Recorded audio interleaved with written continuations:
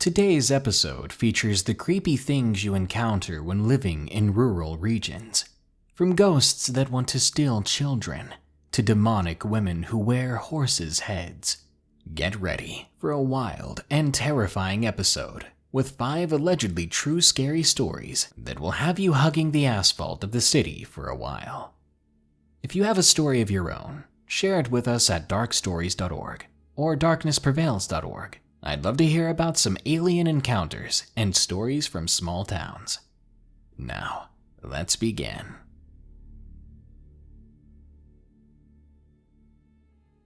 My Shadow Man Experience from TheLadyNyx. This story occurred when I was 12. We had just moved into the middle of nowhere, North Carolina, not long before this, and as such, I was kind of happy to find any friends. I've always been socially awkward and found it hard to make friends, so when I was invited to a sleepover weekend by my new friend, I was thrilled. She lived in a pretty big house on a huge amount of property. We had a lot of fun, exploring the woods, watching movies, etc. I was happy until it came time to go to bed. Because that's when my friend began to describe the man. She said that there was a special man who lived in their house. A man who was mean, and that I should keep an eye out for him. I was definitely sketched out as I settled into my mattress on the ground next to her bed. She told me that the man came every night. He would pull her hair, or do something else annoying and unpleasant. Then she said something that really freaked me out. She said that she liked having me here because he wasn't interested in her with me there, and that he said he found me fascinating. She didn't use words like that typically, so it really sounded like it came from someone else. This was the first time I'd seen her act so weird, and it really scared me, to be honest. I quickly decided she was just messing with me, saying these things to scare me, so I laughed and told her that it was a good try. She wasn't about to scare me that easily. She gave me a weird look and said goodnight, flopping onto her bed, pulling the covers up. I followed her example and quickly fell asleep. I don't know how long I was asleep, but I woke up to the feeling of having my hair yanked hard. It stung. I saw that my hair had gone under the bed. It was really long back then, so I figured it got caught on something. I reached under her bed to feel what it was that it was caught on. It was too dark to see, but I could hear my friend lightly snoring. I didn't want to wake her up, so I kept the lights off. As I found the ends of my hair under the bed with my fingertips, I realized it wasn't caught on anything. And just as I realized that, something grabbed my wrist, pulling me hard, almost yanking me under the bed entirely. I screamed, and my friend leapt up, turning on her lamp. When she did, I saw a patch of darkness that did not lighten with the light. It looked like a hand and an arm. Someone was trying to pull me under the bed. Suddenly, my friend grabbed me by the ankles and pulled the other way, screaming, "No, you can't have her," over and over. I was so terrified. I was beyond tears and trembling all over. In a few pulls, she got me out from under the bed, and her parents came running in to her sitting on my mattress with me, both of us shaking in terror. They asked what was going on, and before I could find my voice, my friend told her parents I had just had a nightmare. After a bit of back and forth, they decided to move me to the guest room at the other end of the Jack and Jill bathroom from my friend's bedroom. As I was lying there in the dark, I watched a shadow shaped like a man walk from my friend's room through the bathroom and over to me. I could hear my friend softly saying, "Please leave her alone. Please let me keep at least one friend."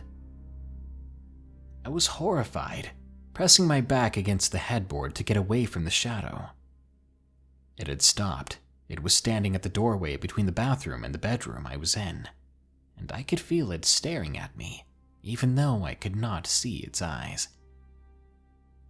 I turned and reached over, clicking on the lamp. I looked back, and the shadow man was gone. I looked around and did not see anything at first, and then in the corner where the lamplight did not reach, I saw it. I plucked up my courage and asked, "Why are you bothering me?" The part that looked like its head tilted, and I heard a male voice speak. "We're friends." Every hair on my body stood up on end. I shuddered. I felt like something was pushing against me, trying to crush me, to force me to give up.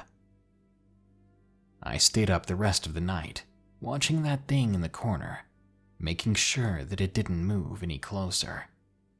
I stayed up until the sun came up. When I heard my friend's parents moving around downstairs, I quickly packed all my things as fast as I could, headed through my friend's room to the stairs to go down, so I could beg to be taken home.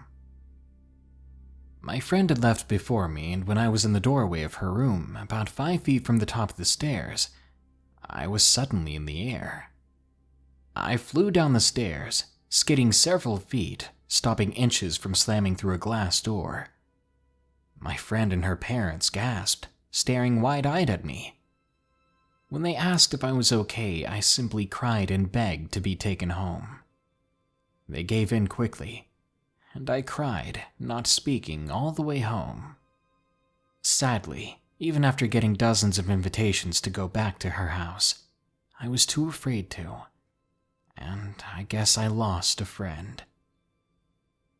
I don't know what would have happened if that thing had dragged me under the bed completely.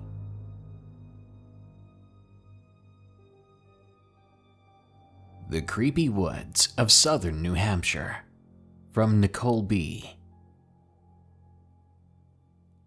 I grew up in northern Massachusetts, but spent a good bit of my time in southern New Hampshire. The area of Temple, Milford, and Wilton has expansive forest that always gives me the creeps on different occasions. I don't know, but something seems off about that area. It's not surprising since there's a lot of history there, a lot of old foundations, a lot of old cellar holes, and even the famous Vale End Haunted Cemetery. My best friend's parents were divorced, so she would spend weekends at her father's house in Temple. He lived at the end of a dirt road, down a long dirt driveway. The house itself was dark and looming, and it was surrounded on 3 sides by forest that butted up against the house, and the front yard was just a driveway and a pond. My friend always told me she feared the woods, and would not look out the windows at night due to how close the forest was. She's not quite into the paranormal like I was. She remains quite skeptical, but she'll entertain it for my sake, because I was always obsessed with anything creepy. I started visiting her on weekends, staying overnight. We would get ourselves so scared on nighttime walks and later night drives, I could tell multiple stories about the things we've heard and saw that made us quickly scurry back home. But I'll focus on a couple of these events. One night, my friend and I were in her room. She was upset about something. I think it was a recent breakup she had. She told me she needed to step outside for a few minutes to blow off some steam, and possibly take a short walk. I asked if she was crazy to be going out alone like that. I offered to come with her, but she told me, "No, I'll be back in a few minutes." I heard her head downstairs and open the front door. She was only gone maybe a minute before I heard her rush back inside, running back up the steps. She was breathless and in tears.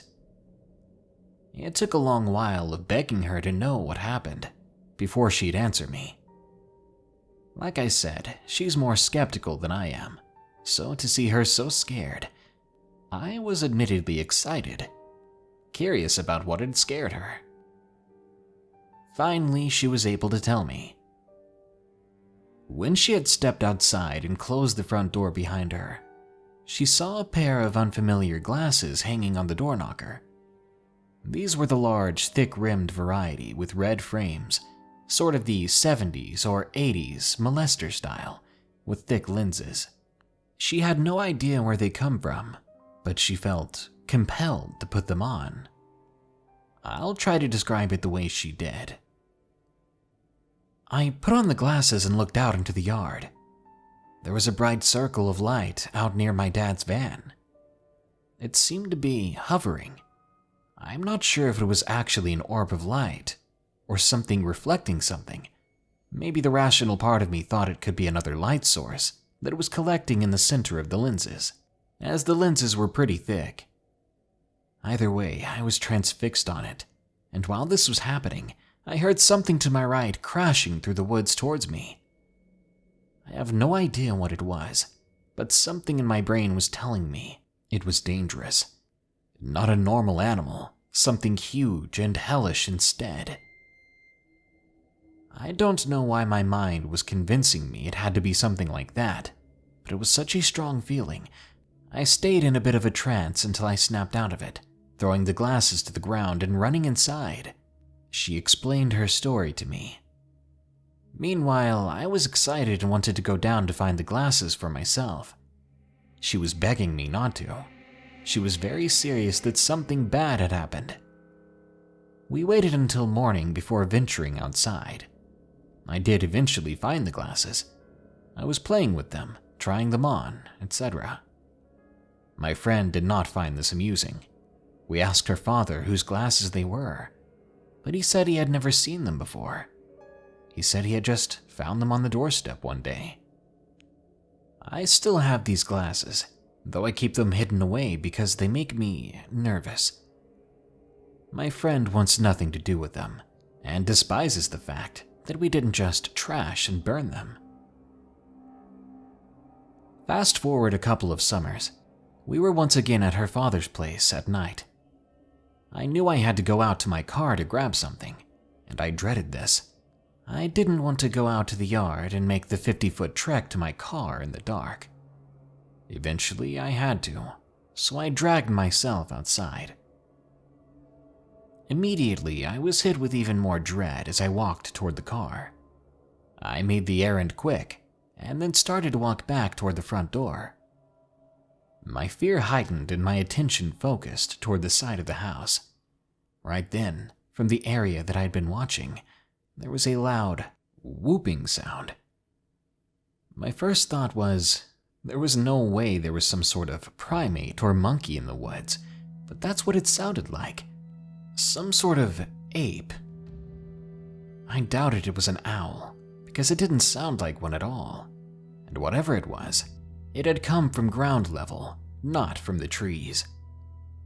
It wasn't a coyote either, because I was making my presence known, and the vocalization sounded to me like it was coming at me.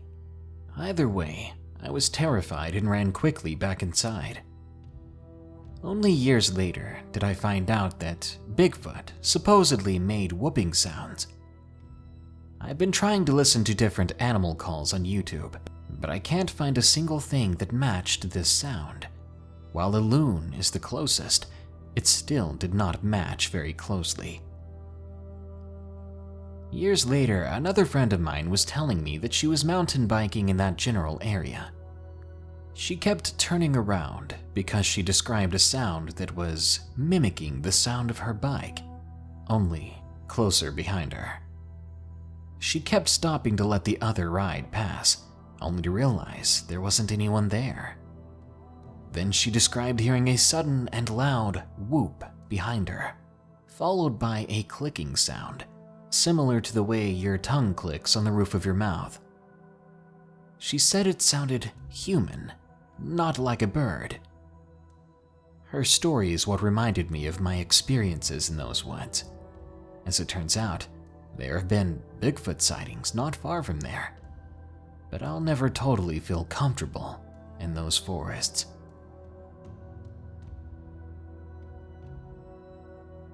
The Orphan Ghost, from Kadenonio. From age 16 to 18, I was in a treatment center for adolescents and behavioral issues. I was a foster kid, and I had a lot of behavioral problems in my teen years.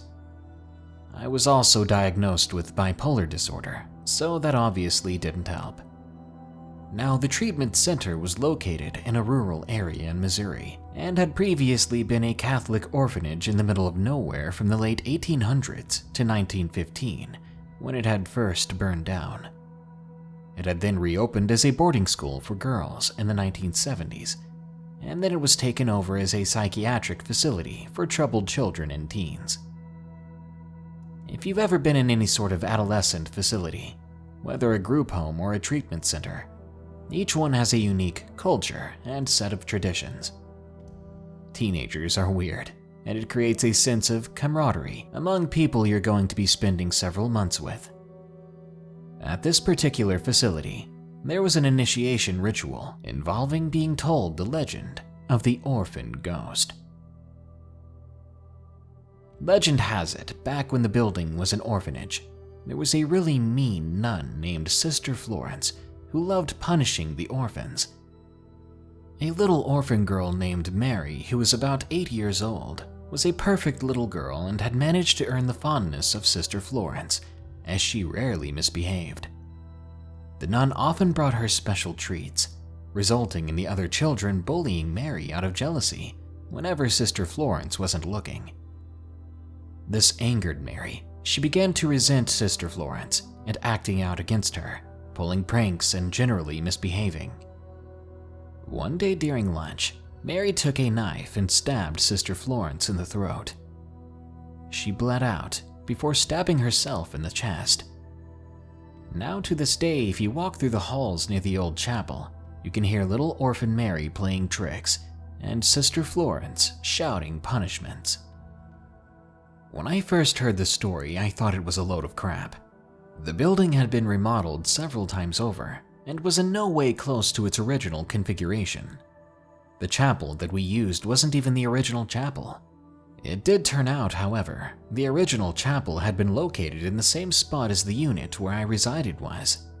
I'll admit, that was a little spooky, but it didn't do much to make me believe those stories. I went about daily life at the center and completely forgot about it after about a week.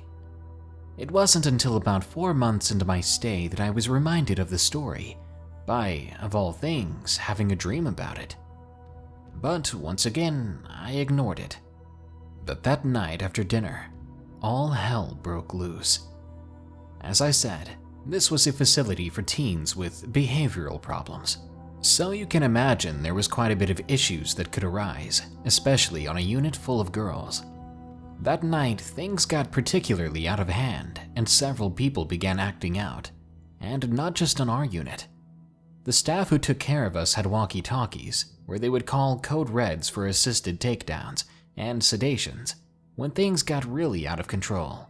And that night, the walkie-talkies would sound off every couple of minutes, with new reports of incidents taking place all over the place. We had about 300 teens housed here in 16 units, and I think by the end of the night, they had at least 50 sedated or secluded. They even had to bring in the local police to assist, because there simply wasn't enough staff to handle it all. By the time everything had calmed down, it was almost midnight, and staff sent us to bed. Around this time, I had some pretty severe insomnia and wasn't sleeping much. But that night, despite the adrenaline rush from the chaos that had just occurred, I fell asleep almost immediately. But when I woke up, it was still pitch black in my room, save for the sliver of light creeping through the door from the day room.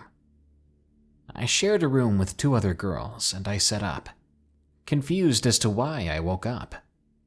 One of my roommates was younger, only 13 at the time.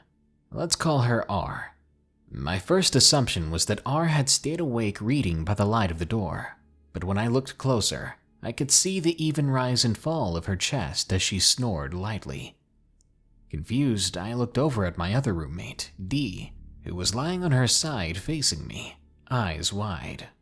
She put her fingers to her lips, and then we heard it again, this time followed by a shout. "Naughty." It sounded like a grown woman, but deeper and more ethereal. It sounded as if the sound was reverberating from an entirely different dimension. At this point, our other roommate began to stir, sitting up in bed. When she began to speak, we motioned for her to stay quiet, and we waited. Maybe 5 minutes later, something happened again. The door to the room slammed closed.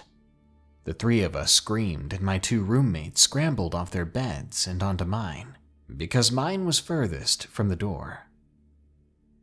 We huddled together as more giggling echoed around us, followed by another shout of, "Naughty, naughty children." And then the door swung open, and we screamed before realizing it was just a staff member coming to see why we had closed our door, as it was against the safety policy of the unit to have our doors closed. Before we could be reprimanded, R began crying and rambling about the giggling and shouting we had heard. D and Tri calmed her while she explained in more detail what had happened to the staffer, who actually listened, before calling the on-call nurse to bring up sleeping pills for the three of us to get some rest. The following day, I was called into a meeting with our unit's psychiatrist, and I was asked to recount the incident to her. R&D did the same, and they called a meeting between the psychiatrist, therapist, and social workers involved in our treatment. At the end of the day, though, they diagnosed it as a shared delusion, gave us more medication, started giving us more sleeping pills every night. I know it does sound a little suspicious. 3 mentally ill teenagers in a treatment center for literally being crazy claiming to see ghosts is hardly new or shocking. But before this incident, I'd never experienced an auditory hallucination in my life, nor had R nor D. The staff was determined to play it off as a delusion, but the story spread, and soon enough everyone in the facility believed that we had encountered the Orphan Ghost.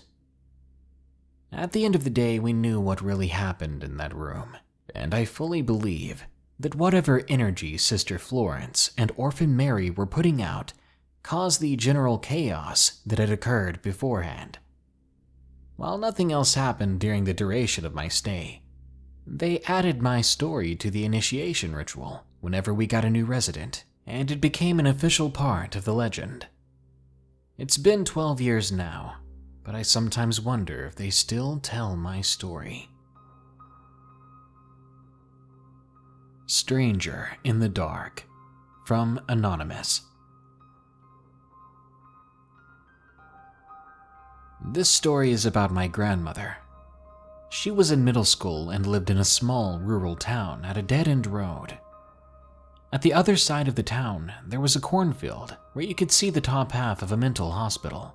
Sometimes the patients from the building would escape and cross the field, only to be recaptured there by the employees. My grandmother was around 13 at the time when this incident occurred. One night, very late, she was taking her German Shepherd out for a walk to just get out of the house for a while. The ground was covered with snow that was just over her ankles, and a cold breeze occasionally passed by them. When she made it to the other side of town, she stopped and looked around the empty, quiet public square. All of a sudden, her dog bolted back toward an alleyway behind her with a leash. Instead of chasing him, she sat down for a while and admired the black sky above. She gazed at the stars as they glistened brightly, while her dog was digging around in a trash can. Then she heard the noise of corn stalks from a distance. She looked forward and saw the top half of the hospital past the cornfield. Right in front of the field was a bald man in a hospital gown. He was standing there, looking at her. At this moment, she stood up and continued to look back at the stranger who was now smiling. This unsettled her so much that she froze in fear as the man kept staring. Then he began to run towards her full speed with that creepy smile on his face. This convinced my grandmother to move and get out of there. She sprinted to her dog and lifted him without hesitation. Her adrenaline kicked in and she carried him down the alleyway, fighting the snow. When she could not carry her dog any longer, she fell to the ground, but she picked herself back up because she was too scared to rest. She followed the road back to her house as her dog trailed behind her, and once she reached the front door, she fell to her knees and cried. My grandmother did not see the man again. Luckily, she had outrun him, or at least got out of the way fast enough that he could not find her. She still wonders what the man's intention was, and why he may have escaped from that place, or rather, why he was there at all. Obviously, he was dangerous and unpredictable. I Saw La Llorona from Silver Bullet 54.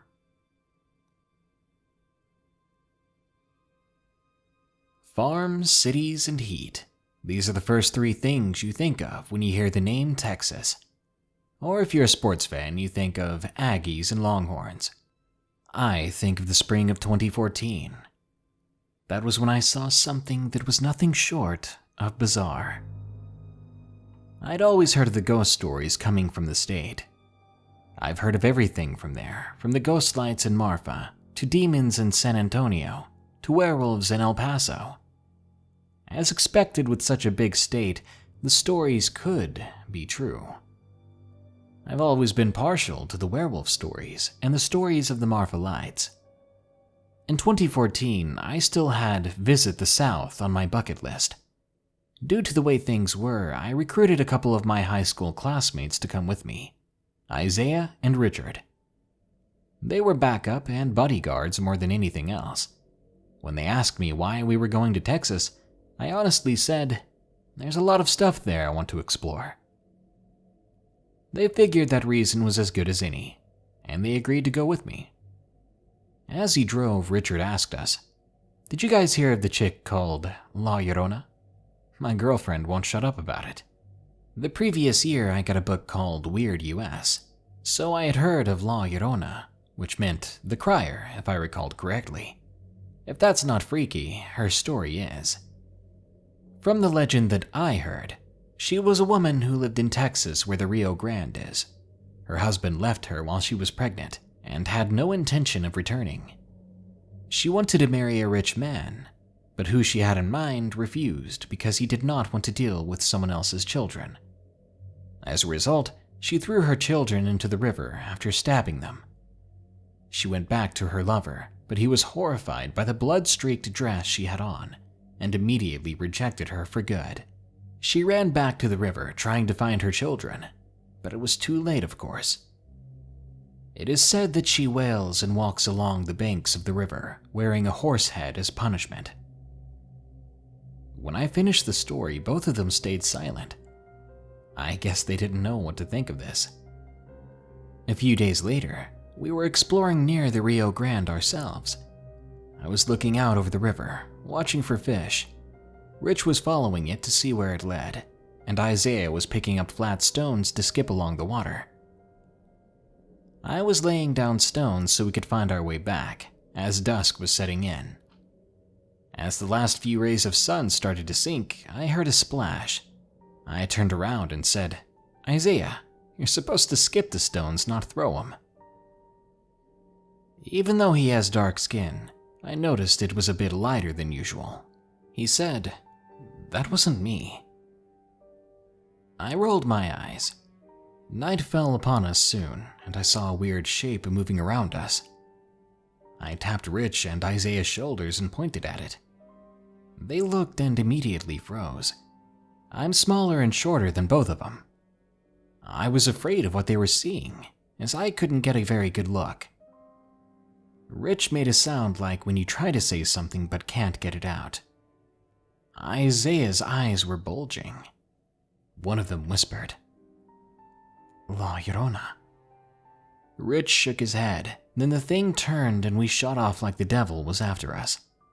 As we ran, Rich said, "That's not real. She was wearing a horse head." We didn't stop, even when we heard the screech of what sounded like a woman being strangled. We floored it out of there and didn't go back, I haven't been back to Texas at all since then, and to be honest, I never really believed in La Llorona.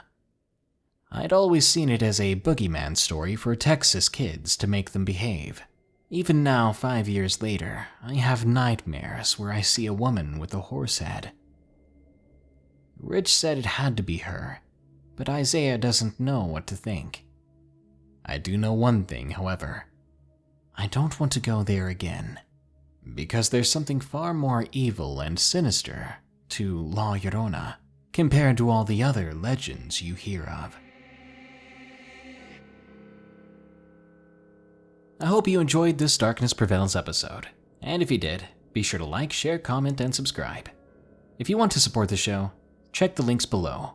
There's a link where you can donate to my Patreon, buy some merch from my store, submit your own stories for narration, or even start investing with Acorns, which helps me out a little bit too. Now, as usual, here are my 5 favorite early comments from the previous full episode, titled, "I worked in animal rescue. This was my most horrifying experience. 5 true supernatural horror stories."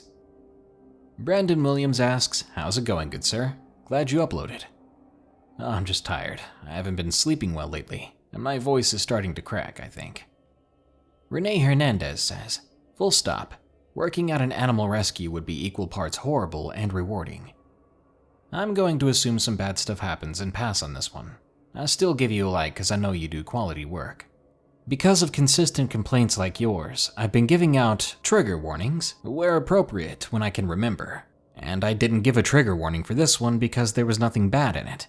But people will keep assuming that something bad happens and miss out on things they don't have to miss out on. But to each their own. I completely understand and respect your decision to skip the episode. But if you hear this, there's nothing to worry about, and I hope you go back and enjoy it. And for those who are listening, I will continue to try to do some trigger warnings when I can remember. It wasn't always my policy, and I've been trying to avoid stories for you guys that have that kind of violence in it. Anyway, again, sorry for the misunderstanding. Tiger Fuzz 4 says, "I'm an ultimate dog mom. I die for my fur babies." I must be a dog mom too, because I would also die for my fur babies. Random Vlogger says, "I love your channel and watch every video. Can you say..." Oh god. I'll say it. Ooh-woo. And Gerard Barrientos says, "I really was going to volunteer at our local animal rescue, but now I'm thinking twice after these stories." Hey, go ahead and do it. Those animals always need some love and rescue. If anything, these stories should inspire you. Well, that brings us to the end of this Darkness Prevails episode. But don't you worry, because more scary stories are on the way soon, so stay tuned. Until next time, here are the credits to my amazing patrons who continue to donate. They're great people. Remember, stay safe out there, and stay creepy, because this world is a strange one.